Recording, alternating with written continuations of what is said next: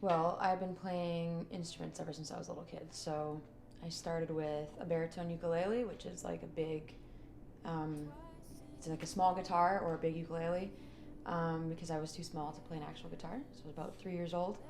And actually, I started playing piano before that. So I started taking piano lessons when I was 3. And then I didn't really like piano.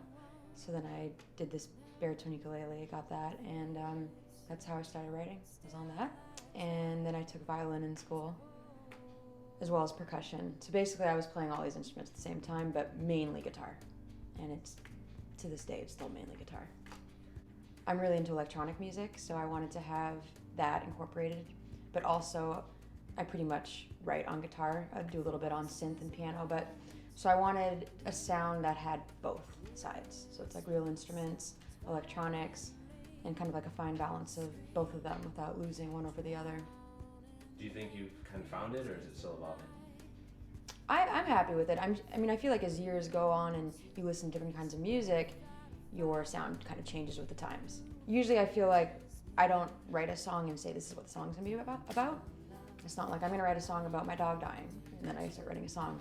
It's like I'm focused on writing a good piece of music, or what I think is a good piece of music, and then the emotions and lyrics sort of come afterwards. When I hear something something new, I usually listen to it a lot. But like recently, I really like the new, not new, but it's new to me, Subtract album, electronic DJ from England.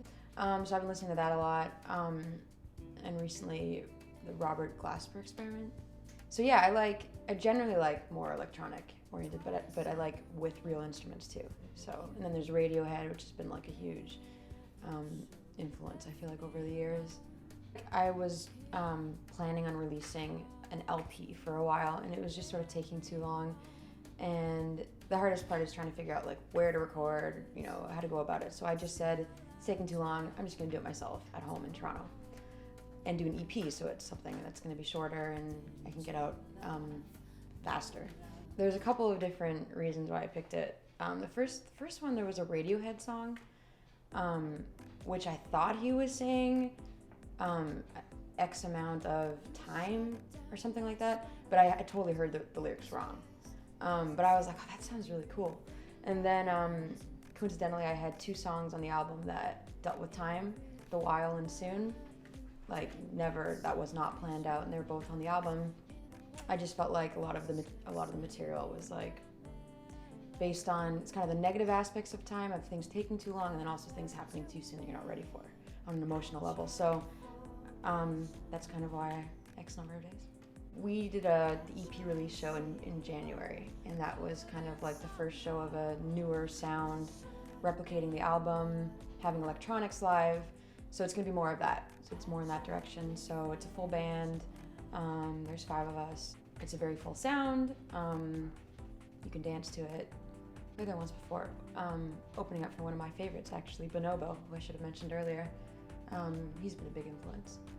Simpleton and City Folk, Fletcher Rockwell, Andrew Frucker and Sons, and Market 8.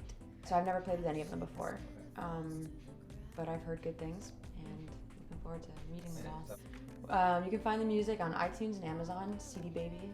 I have a website, deannadevore.com, and then there's also the Facebook music page. Make sure to like that. Likes are important. But